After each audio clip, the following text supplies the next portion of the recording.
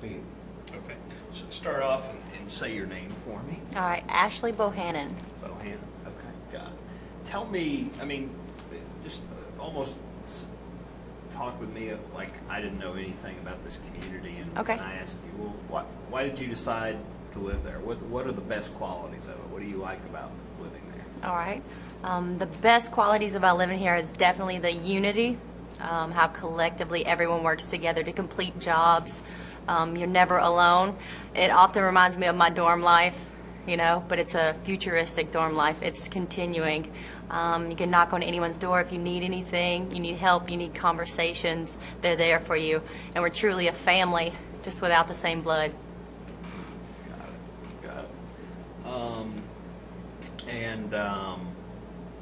Now, why did you decide to join this community? I was basically led by God to come here, just through prayer and asking Him and seeking Him to change my life. I was on the verge of suicide, very, I guess you could say, emotionally distressed.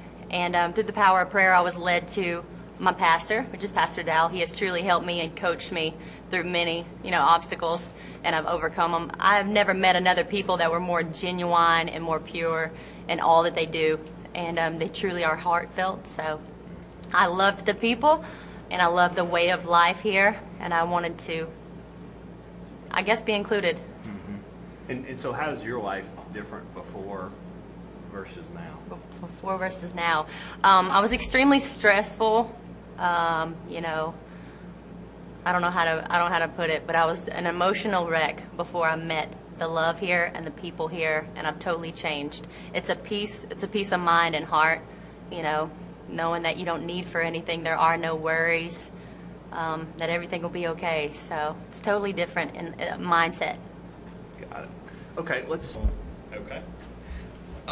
So talk to me a little bit about Doug and Diane and kind of how active, productive, important they were to this community before the accident, and how things have been changed and how they're limited in what they can do now. Okay.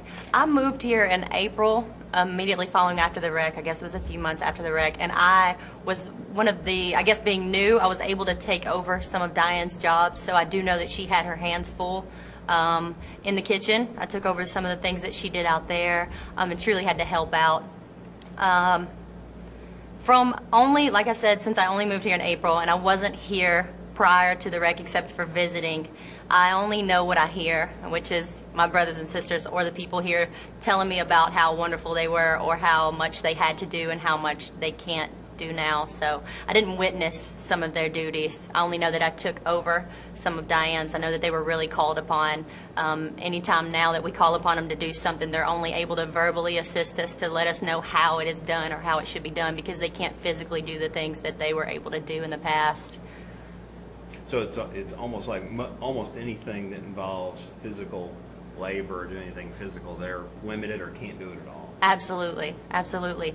I think most of their injuries are, even if they were able to do something, they can't do anything over a long period of time. Things hurt too bad, the pain is too bad. You can sit there and do a job for 10, 15 minutes, but you're not going to complete it if you're in pain. So that's a lot of the things they deal with. They can't continue and finish things, and it gets frustrating, I'm sure. Now, there are some people in this world who might like to be put in a position where they have an excuse to do less, right? And an excuse to ask other people to help them. I mean, are those sort of people? I mean, absolutely not. We don't even live in an environment where you can make excuses. It wouldn't be very tolerable if you were an excuse type of person. There is something that always needs to be done, and we make sure that we get it done. If you like to sit in the house all day, you wouldn't be very welcome, I guess I could say, because we would be knocking on your door dragging you to help. So we don't have excuse makers. And so, given the fact that, from what you know, they contributed so much to now, correct, they're able to do very little. They can advise and they can kind of tell people how to do things. Right. What impact is that having on them, kind of as people day in and day out, to just see your level of productivity just go down to next to nothing? Wow. I don't know how to truly answer that. I guess it's making all the impact in the world. You know, you take a man that had legs and you take them away from him.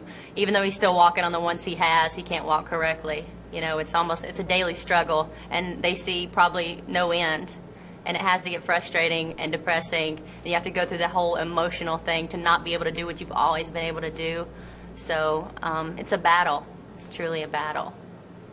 And I guess, you know, maybe as this court case plays out, I mean, somebody might see them and say, well, you know, you're not paralyzed, you're not in a wheelchair, you know, you've had this accident, but, you know, I mean, has your life really been impacted that much? What would you say if somebody said something like that about them? I mean, you know, if they're almost skeptical of whether they're really that limited in what they can do. Then I would tell them to take away the injuries then. If you don't think it impacted them, if you don't think it changed their life just because they're able to walk, then take it all away, you know? I'm sure as a collective community here, we would all rather have them in the condition they were in as opposed to now. And I'm sure the person asking wouldn't know anything about the grace of God. And the grace of God continues to allow them to walk and live and not have the things they used to have. But it's got to be tough. And we would rather have them back the way they were with this accident not even happening, as opposed to dealing with what they have to deal with now. Even though it seems small, it seems minor, we'd still rather it not be so.